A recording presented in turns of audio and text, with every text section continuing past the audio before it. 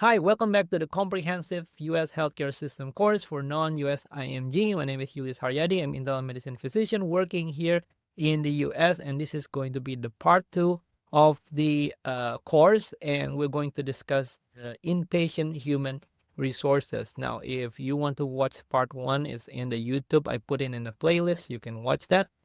But for this part, we're going to talk about inpatient human resources. And the goal of this part is for you to know who are the people, right? Because we have a lot of people actually working inside the hospital and the U.S. healthcare system. We have social worker, case manager, clinical pharmacists, we have respiratory therapists. So you need to know that there are these people and these people exist in the hospital.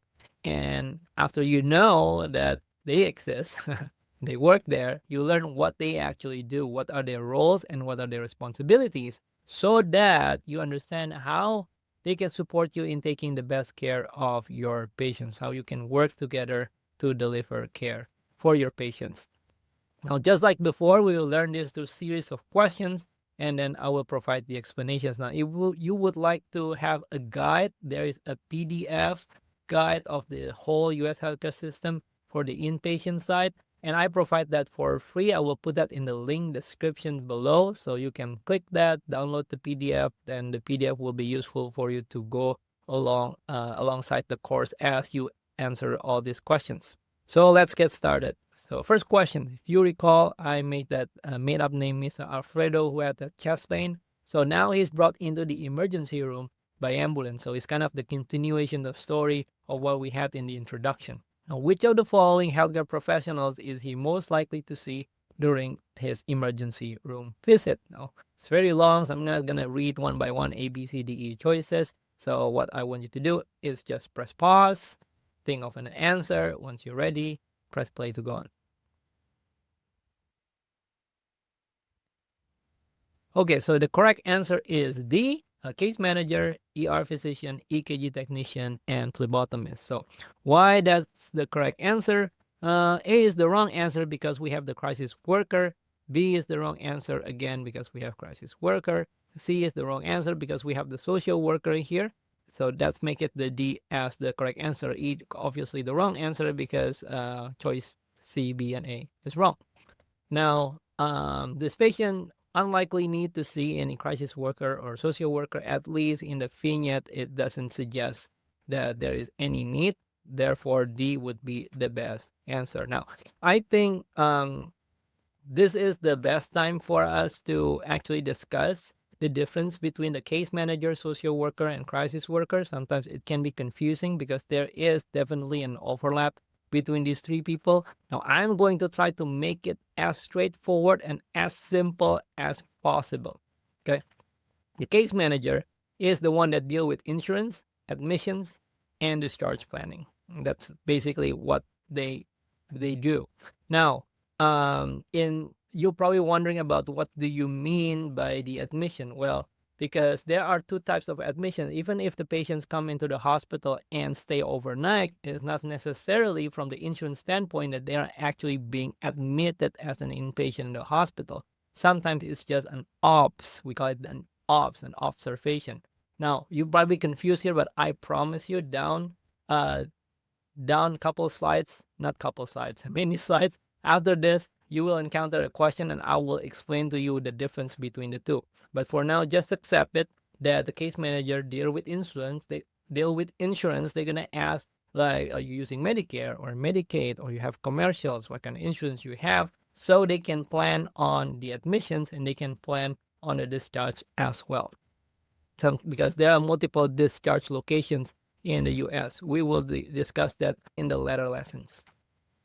Well, social worker mainly deal with some mental health issues with substance abuse included, like alcohol, IV drugs use, suicidal, homicidal. Those are the jobs of the social worker. Now, well, crisis worker is actually a social worker that specifically deal with the homicidal, suicidal patients in the ER. So if the patients come in and because he is feeling suicidal or he's probably trying to hurt somebody and there is a safety concern, the crisis worker will be called and then they will evaluate the patients from the mental health standpoint.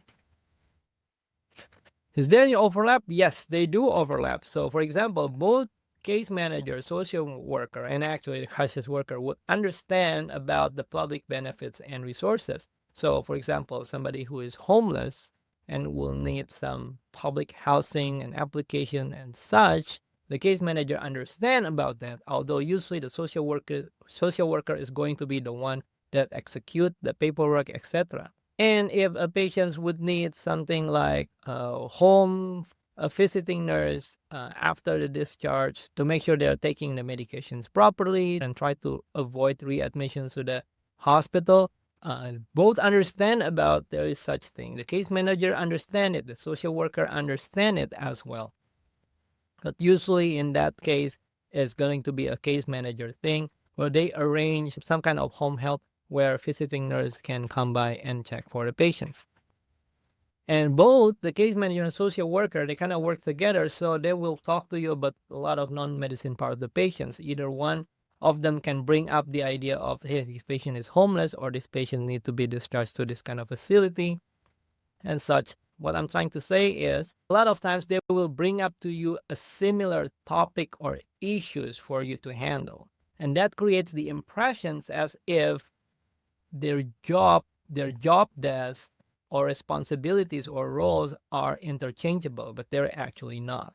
Hope that makes sense. Okay, now we move on to the next question. The patient admitted to the hospital for chest pain. His EKG is normal, troponin is mildly elevated. After receiving the nitro, chest pain goes away. The cardiologist came to see him because he was paged by the ED physician. Patient says he left all his medications at home, the aspirin, statin, Ambien, and latanoprost eye drops. He asks how he will get his medication during his hospital stay. What is the correct answer? So again, you can press pause, and then once you think of an answer, press play to go on. Okay, so the correct answer is A. He will receive his regular medications directly from the hospital pharmacy during his stay. So the main rule is the patient should get the medications from the hospital, not from the patient's own medications for safety reasons. Then you're probably wondering, what if the pharmacy does not have the medications that the patient needs to take? Well, the answer to that is we can put a replacement. So omeprazole, pantoprazole, that's fine, right? Losartan, valsartan, that's okay, so except if the patient is very, very particular. Now, there are still some medications that's highly specialized medications that the pharmacy does not carry. And if that's the case, when you go to the EMR, if you use Epic EMR, you have to put a specific order of non-formulary medications, and you have to specify the name of the medications, how they take it, and allow the patients to bring the medications from their home. But it still needs to be clearly documented for safety reasons. But in general, all the medications the patients take will come from the hospital pharmacy. Next question. The patient is admitted to the hospital and asks how he will get his usual medications. Aspirin, statin, Ambien, the eye drops. Who is responsible for ordering this medication during this hospital stay? So we have A through H. Again, press pause. When you think you get the answer, press play to go on. Okay, the correct answer is, now I kind of anticipate you will get it wrong. If you're a non-US IMG and never been in the hospital, US hospital system before. The correct answer is E, whoever the admitting doctor is. Now, there is a little bit an error here of the choice, but that's the correct answer. Whoever the admitting doctor is, so it's a choice E, okay? Now, here is the thing. Usually, the one that admit patients to the hospital is hospitalist, okay? So it's usually hospitalist, but E is a better answer because sometimes in some hospital, maybe cardiologists can be the primary and admit the patients. There are some academic hospital that does that.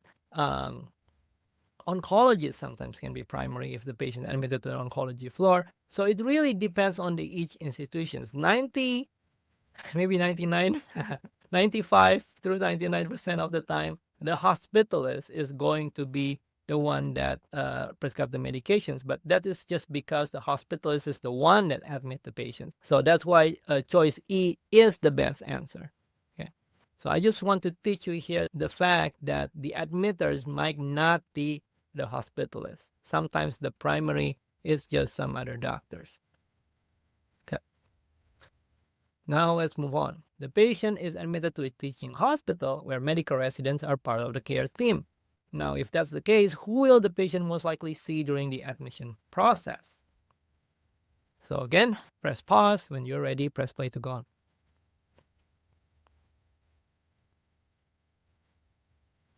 Now, I anticipate you would know the answer for this one. So the correct answer is E. The PGY1, 2, and the admitting physician will see the patient. In the teaching hospitals, everybody sees, and then so that's why it could be tiring for the patients because they see the intern, and then they see the resident, and then they see the hospitalist, and then they see the specialist. And then depending on the case, sometimes they're going to see a respiratory therapist, a clinical pharmacist, case manager, and then a social worker if there's any mental health issues and such. So there's a lot of people that sees the patient. Okay, let's move on. What is medication reconciliation? So this kind of like, well, we're not talking about human resources here. We will. It's just very important. I want to address this. Okay. So what is medication reconciliation? Give you 3 seconds here. Okay, so medication reconciliation is the process of reviewing and comparing the patient's home medications with the medication ordered in the hospital to avoid errors. Now, the reviewing of the medication dose and regimen and whether the patient is actually taking it is called the medication reconciliation. And that happens usually when the patient is admitted, when the patient is discharged, and every time the patients come into the clinic. So we usually do reconciliations, making sure the patient is taking the medications the way they're supposed to.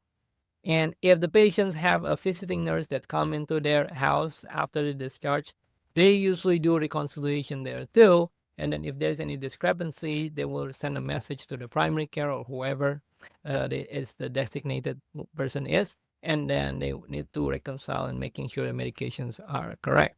Now, the next question that's related to that, that's why I promise you this is going to be human resources, right? In the hospital, who is usually responsible for performing medication reconciliation? Like usual, press pause and you're ready, press play to go on.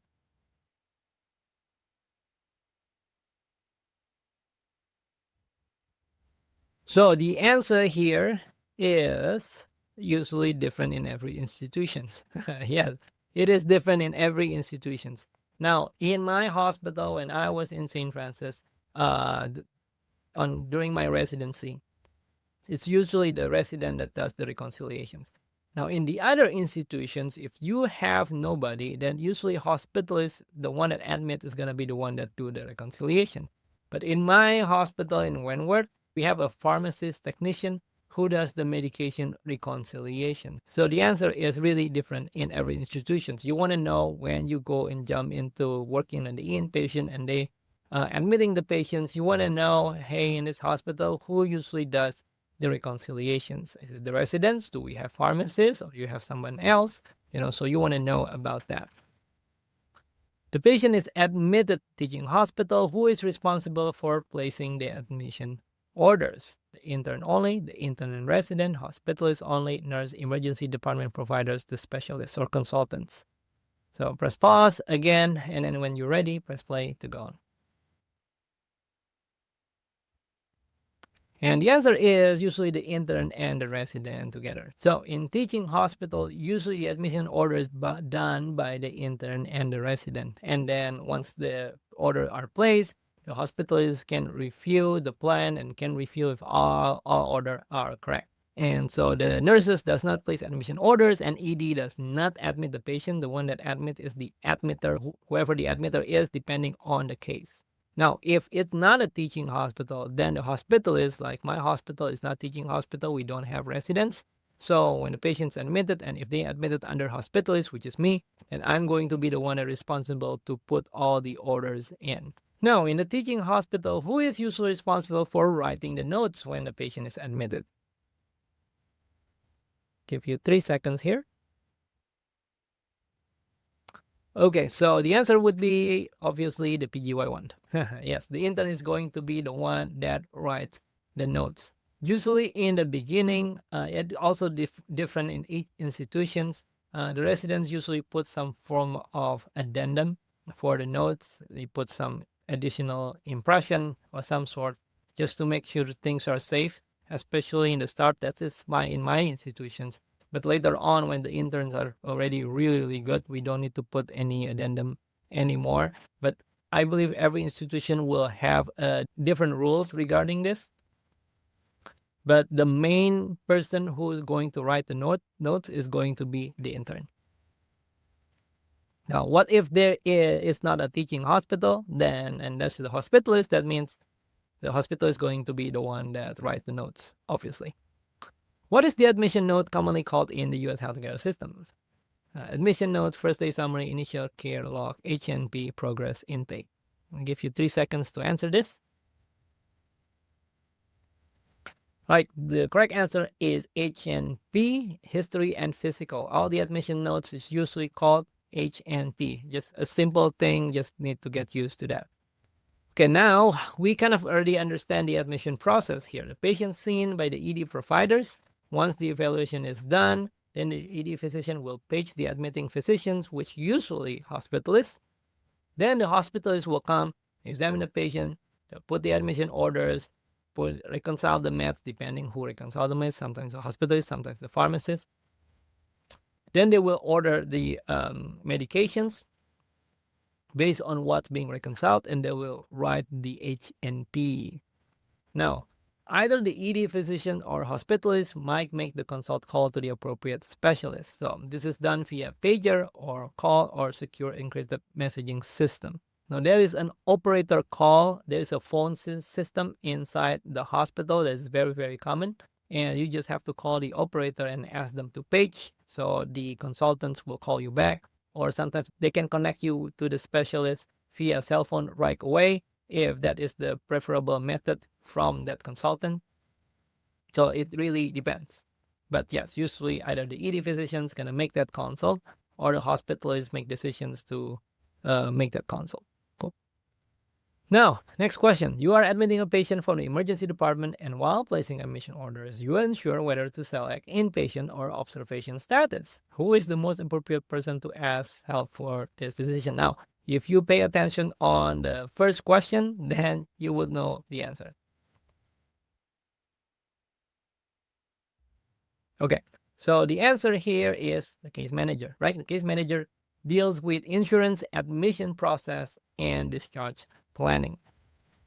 Now, I want to explain to you a little bit about the inpatient versus observational status. Again, basically, when patients stay overnight in the hospital, they are not necessarily being admitted from the insurance standpoint. I'm going to try to make it as simple as possible, because this can be confusing. It's because this is just an insurance issue, really. So in order for patients to meet an inpatient status, there are some criteria that has to be met. You can try to think of really, really bad conditions, such as, I mean, if you're intubated, you will need to stay in the hospital. That's clearly going to be inpatient status. Sepsis, requiring IV antibiotics, definitely going to be inpatient. If they require oxygen, definitely going to be inpatient status. But there are just some situations where we need to monitor them for, defensive medicine type of purpose. For chest pain, ACS rule out to do a stress test, making sure that we're not dealing with an active angina of some sort, or stroke, which already resolved but will need an MRI. So there are some situations that are really observational, and the patient clinical symptoms are not severe enough to meet inpatient status from the insurance standpoint.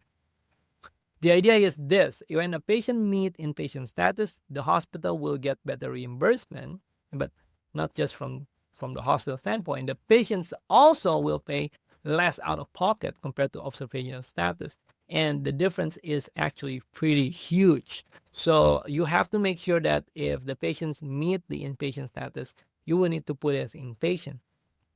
But You cannot just keep putting inpatient for everybody just because you want to the hospital to get more reimbursement and the patient pay less out of pocket, because that would be committed a fraud. So you want to make sure if the patient meet inpatient, you put it as inpatient. If it's ops, and you put it as ops. Now, again, the person who really know and understand about all these inpatient criteria will be the case manager. All right. Another thing is if the patients you anticipate will stay over to meet NICE, then they will meet inpatient from Medicare standpoint. All right. Now, patient is admitted for chest pain, placed on a heparin drip, and taken to the cath lab the next day. No stent is placed. Cardiology recommends medical management. The patient is feeling better and he's ready to go home. Who makes the final decision to discharge the patient? Again, you can press pause, and when you're ready, press play to go on. Okay, so the answer here would be the hospitalist. In teaching hospital, the hospital residents, the PGY 1, 2, and the consultants, they contribute to the care. Usually the cardiologist will say, well, he's good, he can be discharged, but the one that really make the final call of the patients can or cannot be discharged should be the hospitalist attending. Now, patients ready to be discharged, who is usually responsible for writing or putting the discharge order? Press pause again. When you're ready, press play to go on. Now, usually it's going to be a combination of the PGY1 and PGY2. So the attending makes the decisions. Yes, they can go, but the one that execute that order usually are the residents.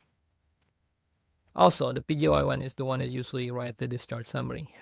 This one is done by the intern, not by the resident. Okay. Patient who is admitted to the hospital says, I was supposed to get my Ambien at 9 p.m. Who is typically responsible for administering medications to the patient? Now we get to the questions about the nurses.